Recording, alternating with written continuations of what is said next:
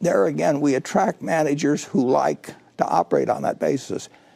We don't attract managers, particularly who think they're going to keep moving step by step through various divisions and eventually run the whole place. One of the things that people wrote in, a lot of people had questions about the banks, about what's happening with the banks, what you've changed with some of your investments over time.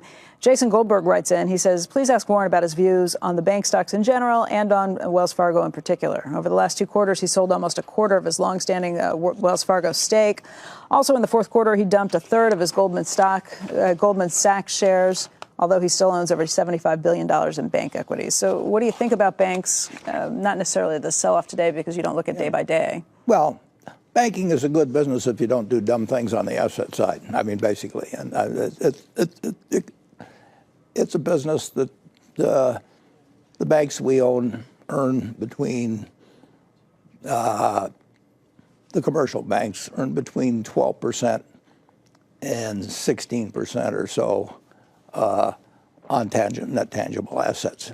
That's a good business. It's a fantastic business against the long-term bond, at 2%. If you have a choice between a 2% instrument and a 12% instrument, which one's going to win over time? So if you ask me whether I think banks are going to go down where they only earn 3 or 4% on tangible assets, I don't think that'll happen.